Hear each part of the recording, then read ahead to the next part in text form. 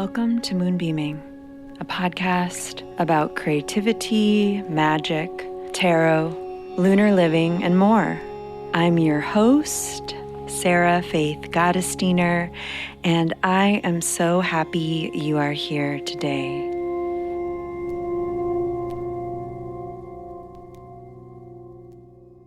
Hello, everyone. Welcome back. Welcome back to another episode of Moonbeaming. Here we are together. I love knowing you're listening. I love reading your reviews. I love being here with you every week. And this is a week, all right. We have a full moon at the start of the week. On the 29th, officially, I believe we will be feeling it beforehand. And then we have the official new year, January 1st, this weekend. So my sense is this week could be a bit intense. Some stuff could come up, and that we're still going to feel as though we are in transition. There's still going to be looking to the future while we wrap up loose ends from the past. In a way, we're always doing that. In a way, we're always a little bit one step forward, two steps back, 3 steps forward, maybe even 5 steps forward. Hey, wouldn't it be beautiful if we were like 10 steps forward? So just know that there might be a kind of blurringness of how you feel, of time. Just know that at this full moon, in a weird way, this full moon might feel a little bit more like a new moon, like a place and a time for you to set intentions around heart-centered, relational-centered, spiritual-centered pursuits. This is a lovely, lovely, lovely full moon to do any ritual that you feel called to do. Yes, ritual could be just taking a walk alone. Yes, ritual could be putting on a playlist and stretching to it. Feel into what you need. This is a really, really, really good time to practice giving yourself what you need. Check in with your body, check in with your heart, and ask, what do I need today?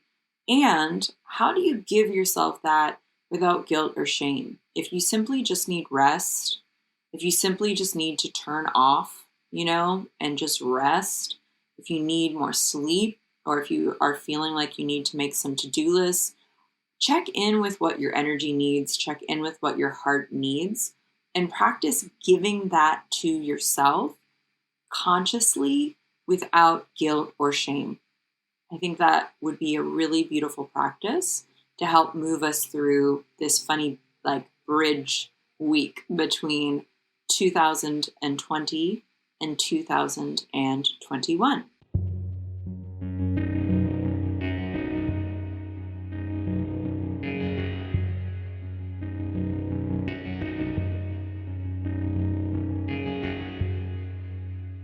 Okay, babes, the card of the week. This card is part of why I'm saying there's some potential here for seed sowing. And that is because the card that I pulled for this week is the Ace of Pentacles.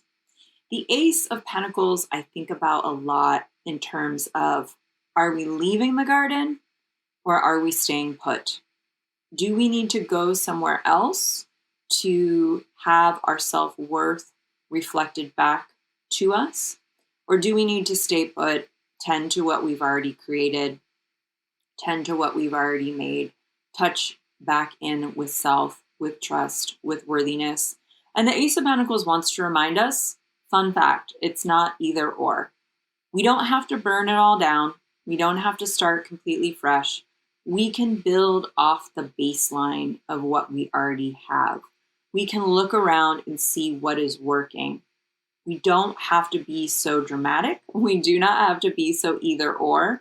We can think about where we're going as we give gratitude to all that we have.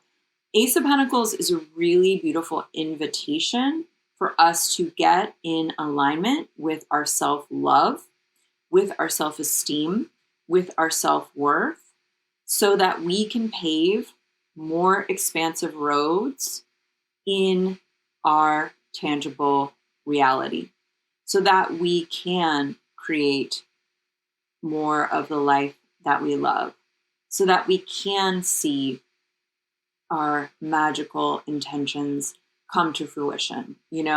This comes up all the time. This topic comes up all the time. I'm going to bring it up again with this card because aces are whispers.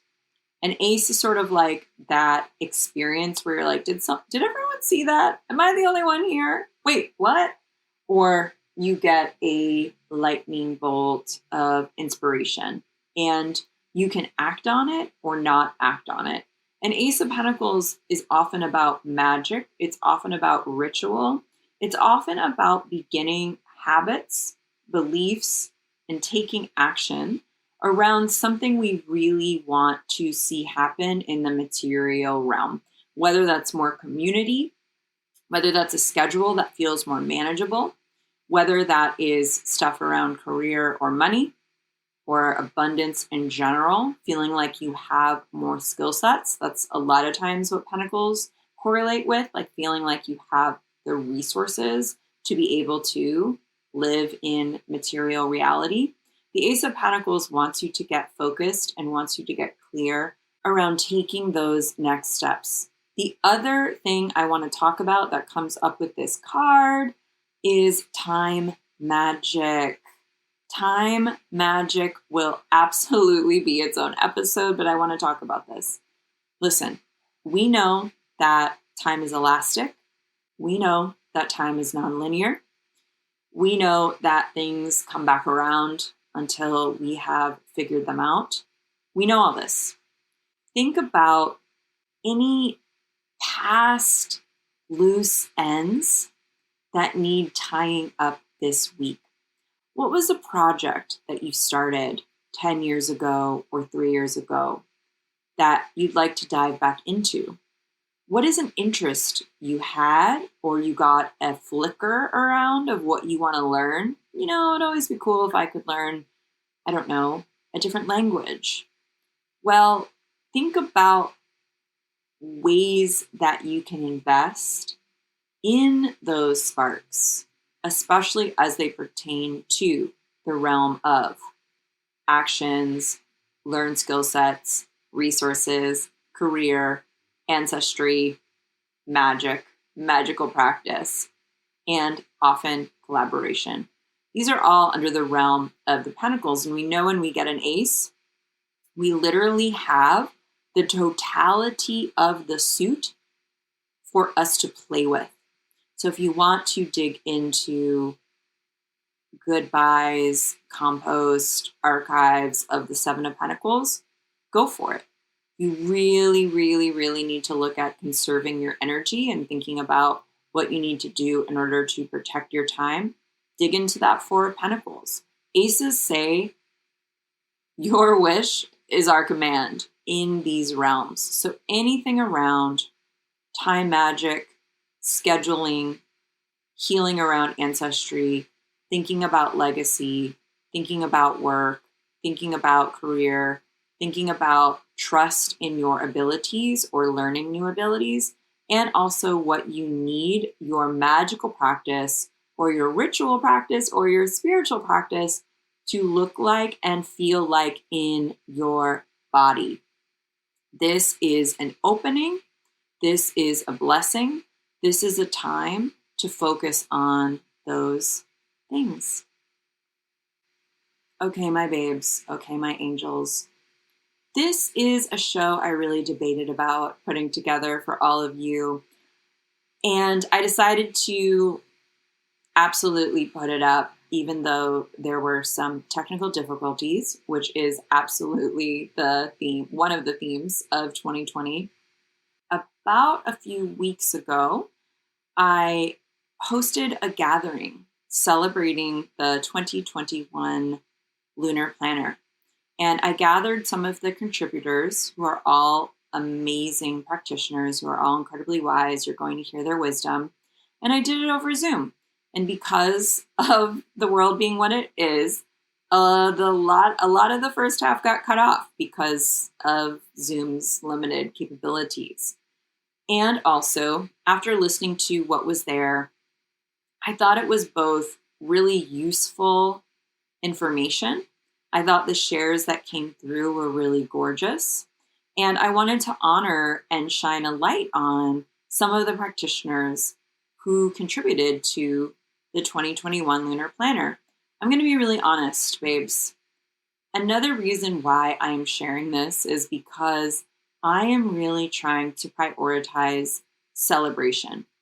And I'm really trying to feel proud of what I've done. Yeah, I know. I'm laughing because I'm like, still working on that.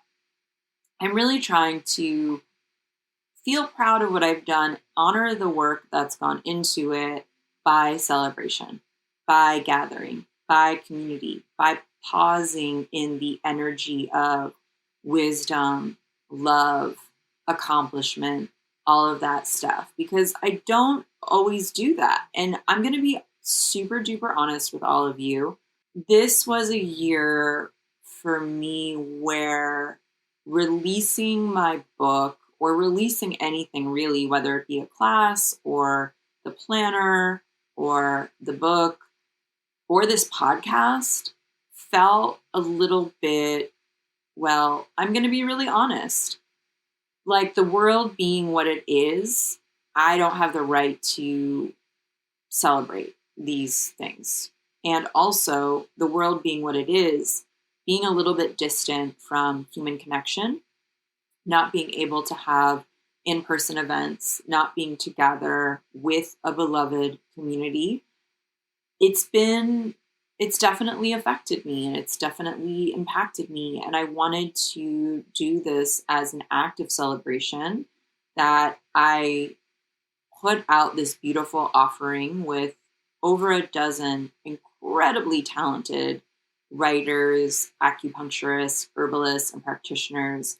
And I want to honor the time that we spent together as well. And I want to share this with you because there's some really, really beautiful messages around what we learned from 2020 and how we're feeling about the potential and the possibility of 2021. The practitioners are Renee Sills, who you know from a previous episode of the podcast. She provided an astrological overview for 2021 that is really remarkable. There are Diana Rose. She is an astrologer, a Reiki practitioner, a tarot reader, a writer, just a really phenomenal, as you'll see, speaker, thinker, person. Diana contributed a beautiful piece for the July full moon.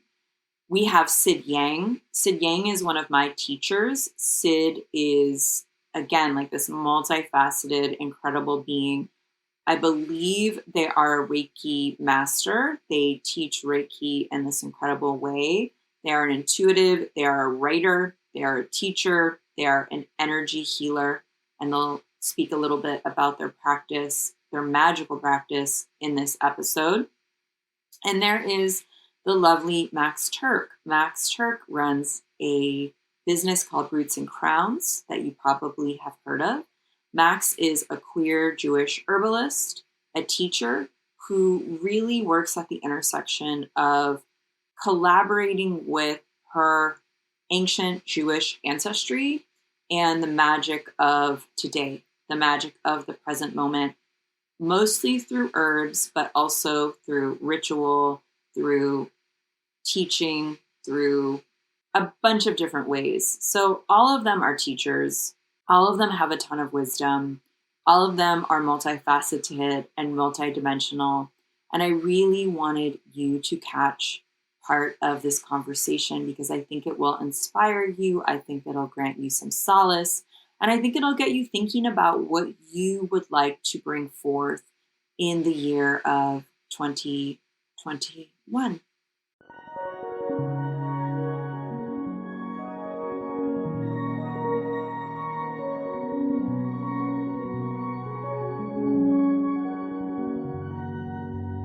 because a couple of people had messaged me about this and they wanted to know like what the process is like doing something like this in terms of, how do we know what to write about, or, where do we even begin, and all of these things. So I wanted to start by sharing a little bit about my process, and then asking all of you to maybe talk a little bit about your process, because, it's sort of a strange thing to future write. It's sort of, in one sense, it's a spell, because you're like, okay, I'm calling in this energy in the future, and I'm understanding that this is in community. Like, I'm not doing this for myself. I'm doing this in the hopes of sharing support and guidance to other people.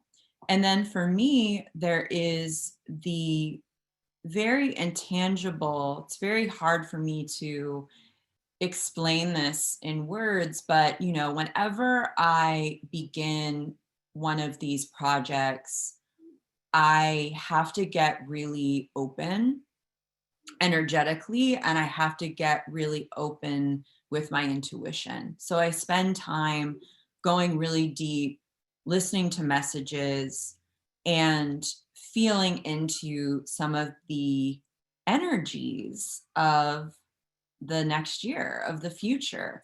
And I'm not an astrologer, I'm a psychic. So I don't look at astrology. I feel into sort of what could be happening. And I do have to share, like, every year feels different in its own way. And 2021 is feeling very, very, very interesting. The word is intense. It will be intense. The word also is exciting. There are a lot of possibilities, and there will continue to be a great number of challenges. And I think we're going to be looking at, more than ever, this interlacing of particular systems and how those show up in our relationships, how those show up in our certain programming that we have. And we're really being called, as far as I'm concerned, in our spiritual lives, to develop our own spiritual practices, knowings, wisdom than ever before. And I speak about this in the beginning of the planner, so I won't speak about this, too much, but I was envisioning this year, this coming year, and what I was trying to offer support in for people was to connect, reconnect, or invite in aspects of the divine. The divine. What does divinity mean to us? How are we divine? How are we sacred? How do we express that? How do we act in service to our own divinity and the divinity of the planet? And how do we support others in that growth? It's funny, Diana, you spoke about love. And love is so tricky, because love doesn't want to control anything else. And I don't mean it's tricky, but it's tricky to create an act of love, as these objects are, as these planners are, because it's a very strange feeling to act as interpreters and translators of various energies and ways that offer support and empowerment to the individual without being prescriptive. And that's always what I'm sort of trying to do, because I acknowledge that every person who engages with this work is completely brilliant and completely intuitive and completely knowledgeable, and also completely on their own path. So it's always this like interesting dance of like, what do I offer? How much space do I give? How do I create language that is open enough to speak to a variety of different experiences? So that was sort of my intention for this year, knowing it's going to continue to be an extension of the intensity of 2020, and also knowing we're stepping into completely different energies, completely different lunations, completely different cycles. There's really this interesting mix, I believe, of the practical and the complete magical next year, of the calling in future visions, creating those future visions, but getting like grounded enough to be able to like move forward in those things. So it's been a really interesting process this year in particular, inviting in the energy of 2021, the energy of the Hierophant, of temperance, of the eclipses next year, all of the things happening. So I'm really curious to hear, starting with Renee, what your process was with your contribution. Like, what were you struck by when you were creating?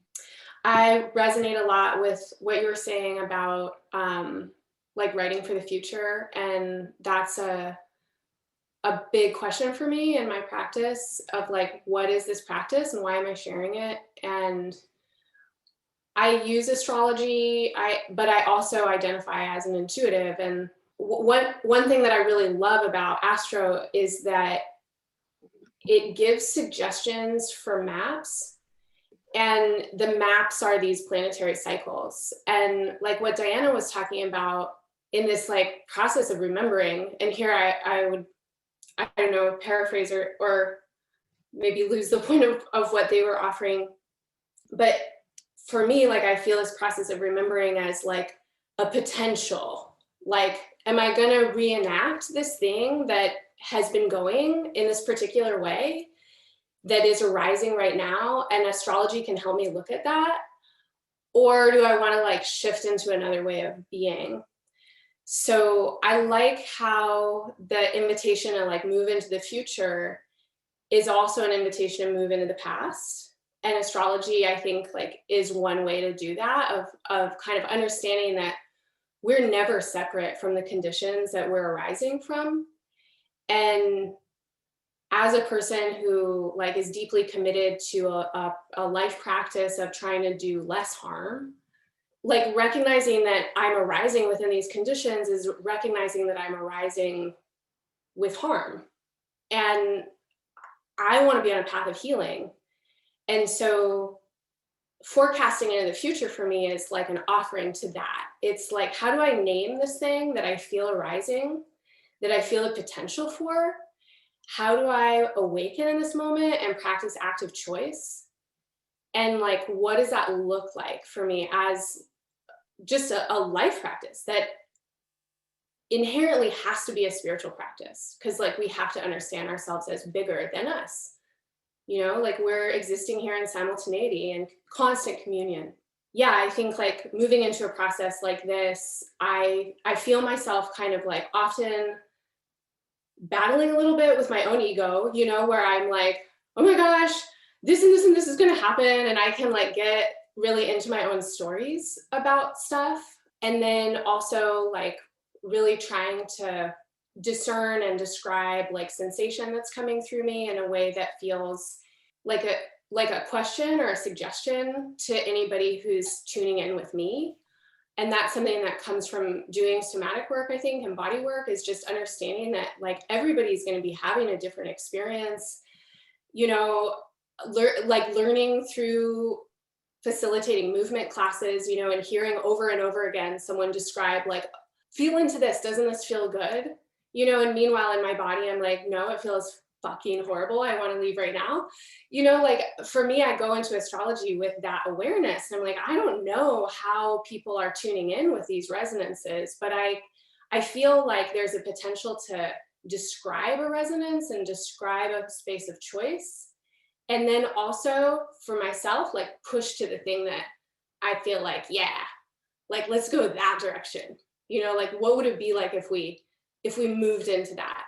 And how to do that in a practice of like decolonizing or unsettling, where I'm also like, I'm not a fucking authority, you know, like the things that I think might feel good might not feel good to someone else. And I don't want to prescribe that to them. And I want to be able to like get feedback with what I'm saying and have people be like, actually, you know, because I think that inherently in a position of being an advisor and being like a spiritual like advisor, like whatever, astrologers are, the thing that I am, like there's a role there that we get put into, or maybe we are entrained with or adopt, we've seen mirrored, where it's like, oh, we have an answer. And a lot of us are like deeply, deeply intuitive and creative and visionary, but we're people.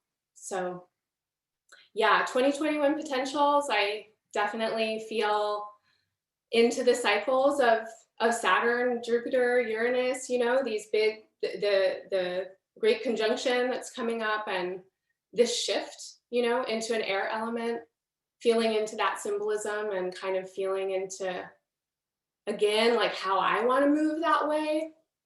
I'm thinking a lot about what it means to love, and how love has been really confused with ownership for a long time. I'm thinking about what it would mean to love without owning, to like be deeply in love without having ownership. And that means like with our planet and with each other and with our potentials and with what we can produce from our efforts through our labor. I'm really interested in what's happening in terms of so many people like developing language for their somatic experience and their spiritual experience, and how more and more I feel like people are just really interested in being authentic. And I think that that's shifting a lot of our structures in the world, and that structures will continue to shift like the more that we embody and like recognize what embodiment is. I'll jump in. Yeah, there's a lot. And I think the piece, Sarah and Renee, that you both spoke to, of like writing from the future, that was the first thing when Sarah invited me to participate. I was like, yo, this year was fucked up. How the hell am I going to write to next year? Like that, my whole sense of being able to rely into or lean into the future feels like it's been shattered or challenged, right? And so even as an intuitive, I don't even know what to do. I don't know how to lean into this. I don't know. But what I do know is I know how to be in practice. And so it was really interesting. I was like, I just don't know. There's like so much not knowing. And so when I don't know, what do? Is I go to prayer, right? I go to my practice. I go to sitting. I go to being in my breath and in contemplation. And I have an altar in my backyard that I sit at every day, and it's underneath a big avocado tree and a fig tree, and it's has lots of animals on it. And one of the practices I leaned into is I just sat there and imagined my hands going in deep, deep, deep down into the earth. And so as if I was like holding the earth, but also just being a part of the flesh of the earth, the soil, the magma, the rocks, all of it, right? And just sensing in and listening and hearing and speaking with and sensing and emoting with the earth. And I was like, what's coming, right? What are the vibrations that are there? The earth knows, right? The earth is so wise, is that teacher, and is the wise one who knows what was, what is, and what is coming, right? And so listening to that. And what came up for me was this realization that I have to look at myself first, right? I have to center myself. Where am I as I look forward into the future? Where am I in terms of my role, my responsibility, where am I in integrity, if that makes sense? And so I sat with that, and it was this piece of the both and, right? That this is a year of what's coming feels like a lot of creative energy, a lot of generative energy. I think for those who are here at the beginning, I was talking about like kind of those sounds of the seeds popping out of the soil, like that are in the background. It feels like that type of energy, and it's getting closer. And at the same time, it also feels like a year of complete transformation and revolution. And for me, when we talk about beginnings, right? Because Sarah invited me to write for January, and I was like, oh, that's setting a tone. I don't know how to do that either. But it's like, sitting in the possibility of what is what do I do at the beginning of a spell, right? I invoke. And so I started with an invocation. What am I invoking? What am I being asked to invoke? What is the earth asking for us to invoke? And it was, from, again, coming back to me and that center of what are the questions that are bubbling up in my own practice, because I'm not separate, from all of us. I'm not separate from the earth. I'm not separate from this flow, right, of the remembering. And so this piece around my role in this transformation and revolution that's happening, right? And so looking at what is my role within movements around abolition? What is my role in movements around racial justice? What is my role in movements around healing justice? And that the word ally kept coming up. And ally to me it's a very challenging word. I think it is a word that has become very performative in a lot of social and political spaces. And sometimes I'm like, oh, I don't want to be that. I need to run away from those things that are challenging. But really it was an invitation in this practice to lean into that of like, what does that mean in terms of myself as an ally? And what does that mean if I'm calling in allies for this year? And what does it mean to be in relationship to the moon and the continuation of these cycles that are consistent and reliable, right? And when I feel like 2021 feels so unreliable, right? But that the moon and her cycles are completely reliable. And so for me, it was a balance of that and finding where is the allyship within that. And that for me, allyship became about practice, not about performance and not about my words, but how I'm showing up. For me, as a light-skinned person of color, as a light-skinned Asian American, what does that mean? For me as an ally, as a queer person, as a trans person, as a person with mental illness, what does that mean for me to show up as an ally? And what does that also mean in my spiritual practice as a practicing Buddhist to then, who are the allies that I'm calling in, right? And how do I do that in a way that is in integrity with myself, with the earth, with the moon? And also the other thing that came in last year, because it's coming up, I'm going to share it. When I started the Many Moons calendar last year in 2020, all my meditations were about being the sun. What was coming through was like, Sid, be the sun. And I was like, but I'm doing this moon work. I'm like, but be the sun. And so it was this interesting place of like finding balance between the moon and the sun. And so I was also brought into this practice coming into 2021, this relationship of like, we can't separate the moon from the sun. The sun is the moon and the moon is the sun in many ways, right? That the light that we see if you sit under a full moon, it's the sun, right? And at the end of 2019, I was actually the last full moon of 2019, I was in Mexico. And I remember sitting under the moon and doing this meditation and doing these prayers. And all I could feel was the sun in the middle of the night and just realize that that's the balance, right? And so that was what I was touching into and leaning into as I was going into the practice of this writing and then this contribution, is where do we find our balance as an ally and in who we're calling in as allies? What are the balances that we need to create the balance? And I think that for me as a Reiki master, that's my work, right? Is we're finding balance within the body, we're finding balance within our trauma, we're finding balance within our relationships, that regardless of what happens in 2021, whatever unexpected twist and turn that shows up, if we can be in a place where we can navigate balance, right? And balance is not a static position. It's a very fluid position with our breath and with our practice and with each other. Navigating what comes will be maybe a little less fraught and perhaps a little bit more possible. I love this conversation around the dance of the sun and the moon, and I just keep thinking about relationships, and I mean, there are astrology reasons for that I won't get into, but whenever I sat down to work on this contribution, I actually just pulled up my notebook page for it. I hand drew out the chart for the moment of this is the July full moon in Aquarius on July 23rd. And it felt important that I not sit with it in a digital way. I wanted it to come through my hand onto paper, and I wanted to sit with it in a more, not quite illustrative, but sort of illustration-y way. And that process of letting it be embodied through the hand, there's this underseen, maybe like underknown aspect about the moon, astrologically speaking, which is that we think about Mercury as the communication planet, but the moon is like the communicator. Like the moon is the one that makes it all the way around the zodiac every single month.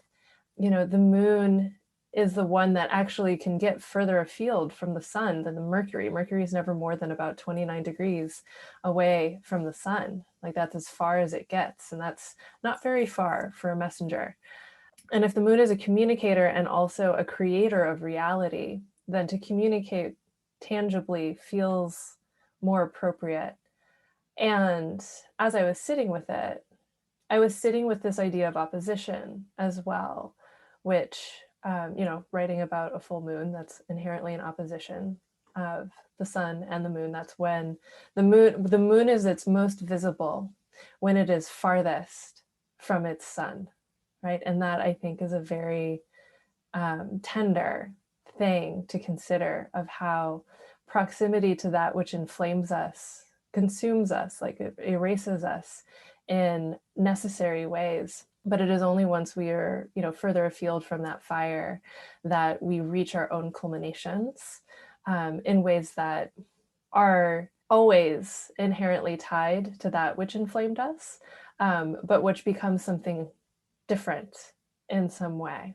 And that difference between self and other, I've started reading John O'Donohue's Eternal Echoes recently. Somebody sent it to me for my birthday. And it's a book, I'm not that far into it, but it's a book that's all about longing and belonging and being, and how all of those things are just inherent to this existing here on this plane. And that, with the moon's fullness, it is also at its aching point of reaching across the table towards the sun it can't touch.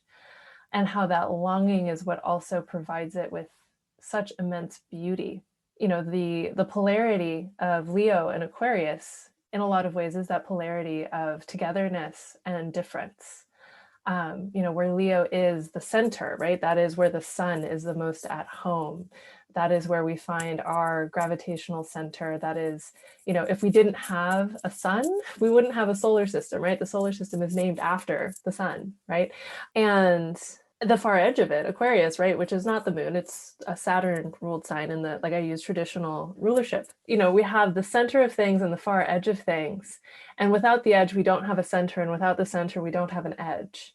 So that tension, that dynamic of togetherness and separation, which begets longing, also begets belonging.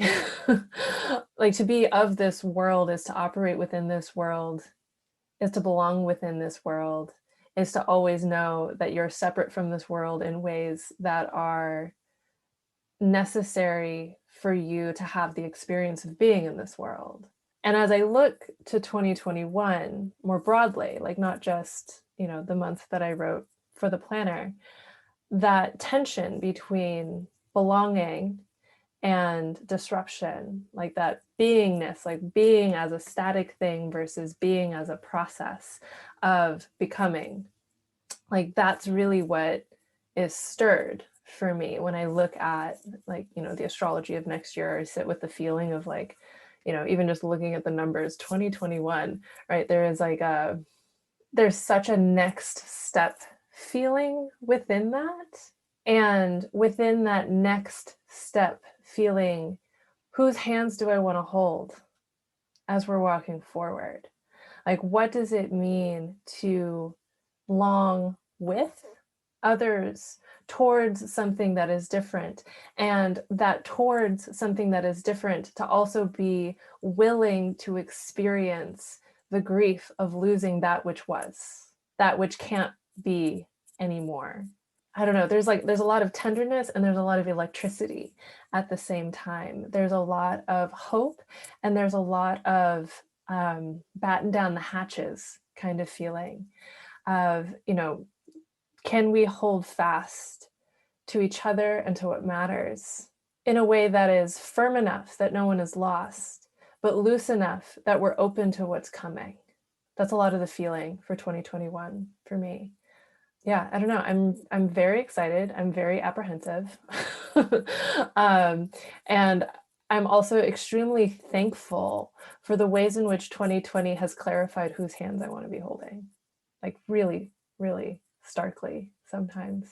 Where it's like there's always grief with that of just like, wait, I thought we were going to okay, fine, that's fine. But then the ones that are solid, it just like like the additional coherence that comes with the heaviness of a year like 2020 has been one of the hard to articulate blessings of this year that form a foundation for going into 2021.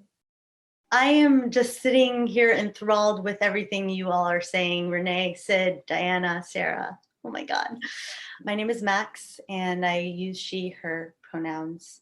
I am living in Portland, Oregon, and I am most outwardly an herbalist. I work with plants, but the channel for that is definitely my own heritage of Judaism and the ecological spirituality refining within that heritage that has largely been lost, especially to the community that I was raised in. So my process as an herbalist and as a witch has been reclaiming a lot of that and doing my best to infuse both my work on a practical level with the products I make, as well as the work that I do just with community and folks, to sort of like re-engage those aspects. I guess when I think about working with the future, usually there's a really strong sense of intuition that comes with that.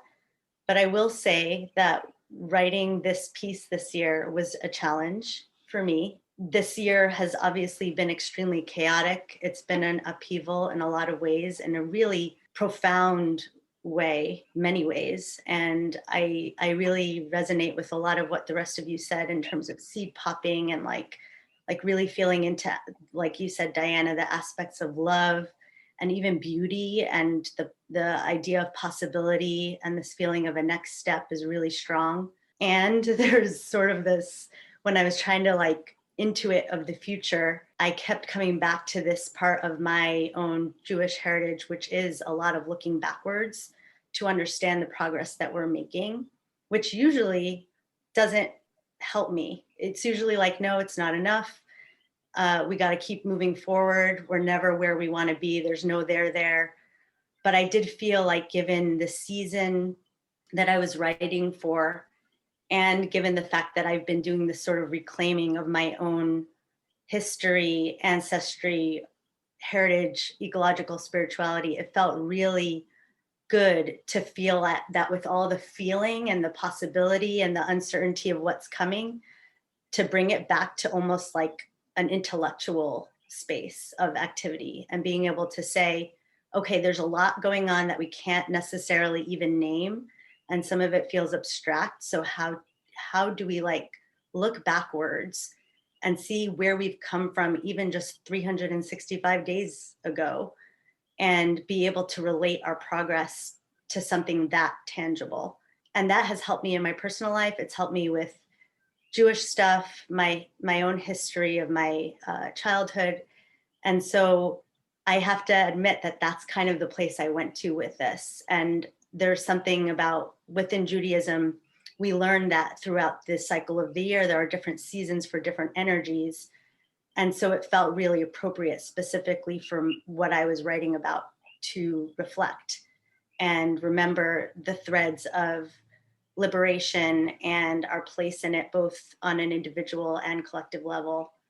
And I don't know if that's making sense, but that's kind of what happens. Sometimes if feeling isn't there, you can go to an intellectual place and then bring it back into it, and it works out.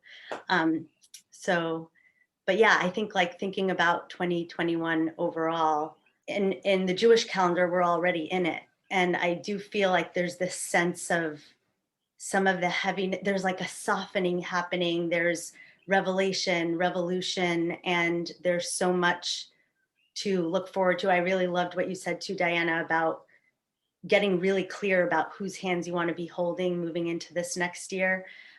That would maybe be a silver lining, I think, of 2020 in general, is really clarifying some of these aspects both on a societal level and on an individual level of what the heck we're even all doing here, because we've been forced to pause and get really clear. And so, yeah, I feel very excited. I'm also so grateful to be part of this calendar. I do feel like there's something about this year it's just a next level, and we're leveling up. And after being able to utilize and benefit so much from the Many Moons workbooks and lunar calendars, to be alongside you all is really special. So thank you. Is there a specific energy that we can channel for the next step in 2021? I just like had a huge breath at that question. I was just like, and I really feel like, you know, not to just like keep harping on capital L love, but I really think that like going into 2021 with as much of an open, strong, and soft heart as you can, you know, to be willing to be in grief with people and also be willing to be in joy, even in those moments when it feels like, well, there's so much else that's horrible, like I can't access joy right now. That's actually when it's the most important moment to access joy. There's this teaching that I learned it from Andrew Harvey. A friend of mine had me like lay on her floor and listen to this Andrew Harvey talk last summer when I was in a hard moment. This idea of a rigorous discipline of joy being the thing that makes it possible to get through challenge and difficulty. Like no matter how much of a MacGyver you have to be to develop that rigorous discipline of joy, it is worth all of the effort that you put in. Joy and love is what fuels us forward towards what we're building, what it is that we want to be doing. Yeah, sorry, I just had to jump in there because my heart was just like with that question. And I'm just going to jump in after you, Diana. And that piece around joy being a discipline, it's so real. And in Buddhist practice, discipline is actually a form of liberation. That when we think about discipline, sometimes we can think of it as constricting, but if we can be in the discipline of our practice, that's where our freedom and our liberation shows up. So I love that, the intersection of that and joy as a discipline, that feels really alive. And I would add, as I'm leaning into and sensing into this next year, this next calendar year, is really feeling into the spirit or energy of spaciousness, and thinking about a teaching of Pema Chodron, who's a Buddhist teacher, is teaching around humility, that humility is actually about openness, about being open. When we're humble, it means we're the most open and the most spacious. It's not we're the most whatever we have, other ideas we have around humility. But like if we think about moving into this next year in this position or this pose of humility and spaciousness, what then becomes possible?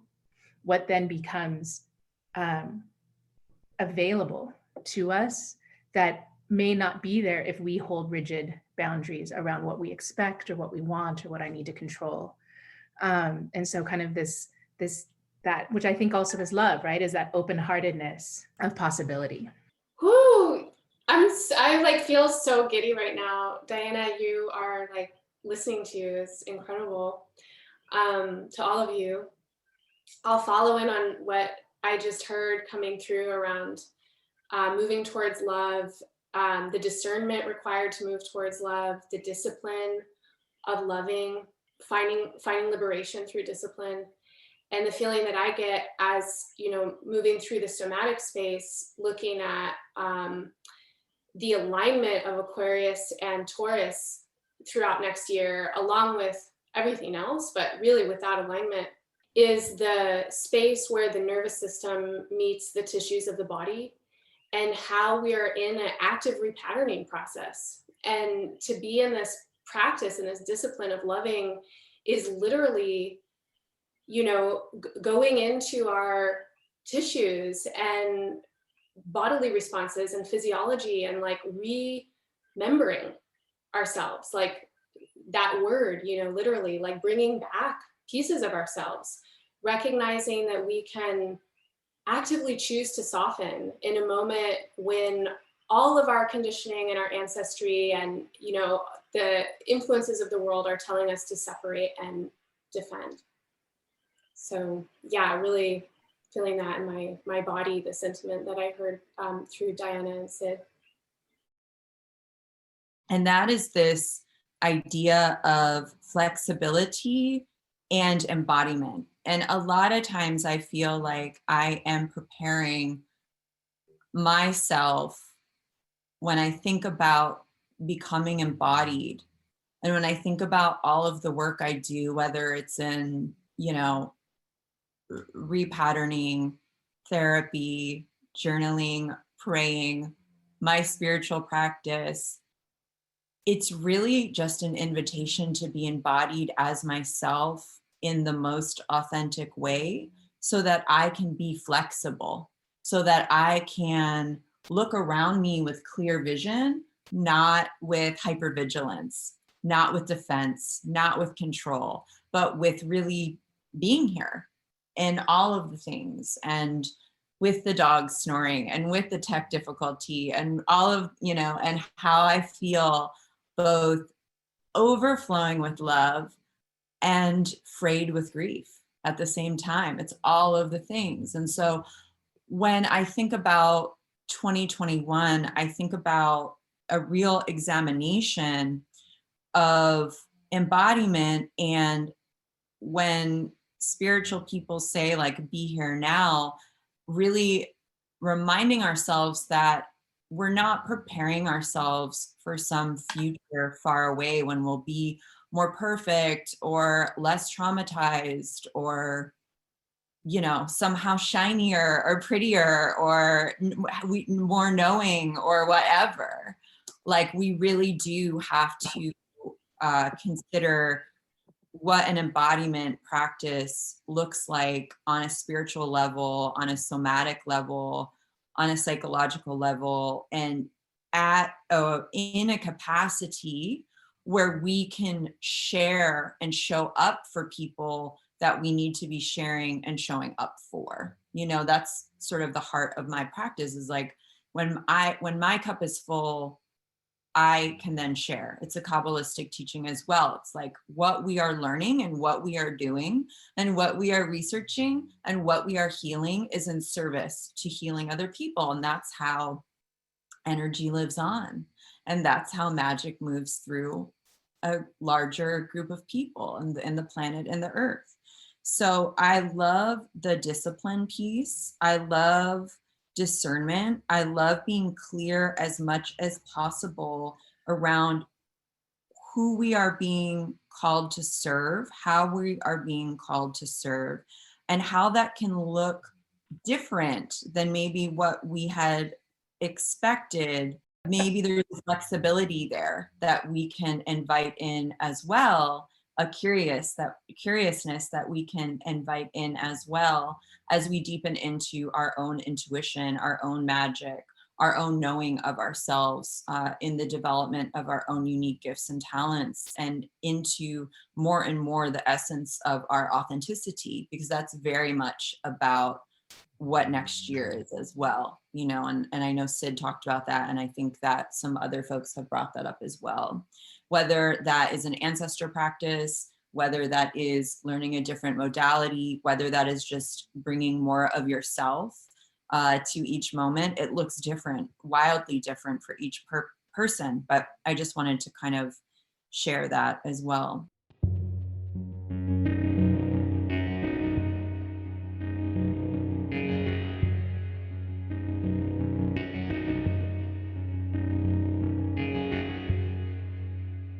Wasn't that a really beautiful sharing? I hope you enjoyed it. This really also underscores to me the importance of watching time, which is part of the work of the witch, is marking time.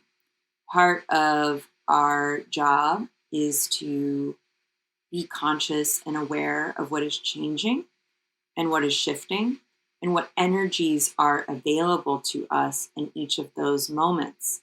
And I don't believe necessarily in linear time. I mean, I do and I don't. And let's just say it's yes and. It's definitely yes and. This underscores to me that linear time, markings of time, rituals, holidays, they serve such a purpose in our consciousness because they help us break up time. They help us differentiate from before and after. They can help us get out of ruts. They can help us celebrate what is. They can aid us in pausing and thinking about who we are and what it is we want. And I haven't shared this. I don't think I've shared this on this podcast. I spent a lot of time in 2020 getting a hypnotherapy certificate, which I'm still working toward, and I'll probably share more about it once I've taken the test and I'm in the guild and I can professionally, I'm putting this in quotes, see folks. But one of the skill sets we've learned in hypnotherapy is the power of putting certain things in the past. The power of saying, I was like this, but I'm not like this anymore. Or this thing did upset me, but now I'm not really too bothered by it anymore. There's a before and an after, and that is really useful for our subconscious mind. It's really useful for our subconscious mind to be able to differentiate who we are becoming as opposed to who we were, the certain patterns we were stuck in, so on and so forth. I'm not on any level saying we need to be bypassing ourselves in any way. And also, we need to sometimes have the language and have the belief that we are changing and that the past truly is in the past. I spoke about this last week. I'll say it again. You are more than what has happened to you. You are more than the stories that someone else has told you that you are. You are much, much more than that. And I think it's really important for us, especially with this beautiful full moon in Cancer and this new year, which serves as a marker. It serves as a differentiator. It serves as this time period where we can move ahead in a different direction, where we can call in other energy consciously to have a more conscious 2021. So I just want to leave you with all the blessings, with all the love. I'll put the links in my show notes. I don't think they'll be up, but what I do know is I am teaching one class in January about the Hierophant. I am in collaboration with the Alchemist Kitchen. I am doing a new moon intention setting ritual.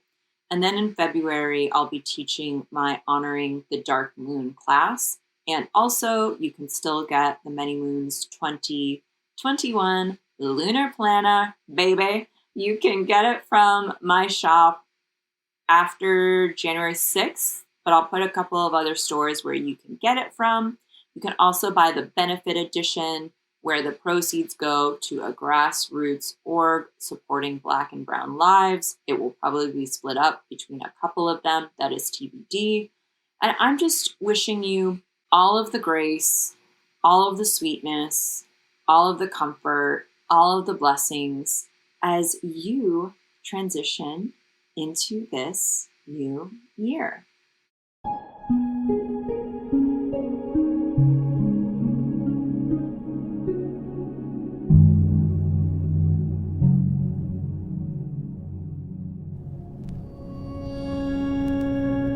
You are listening to Moonbeaming, a podcast that is presented by Modern Women. I'm your host, Sarah Faith Gottesdiener. The editor is Caitlin George Parker. Music is by Will Owen and myself. If you like what you hear or it's giving you benefit, I would love it if you would rate us 5 stars on Apple Podcast. I'd love it even more if you told a friend or two. All right, bye. Witches in the brand new year, doing what they love, make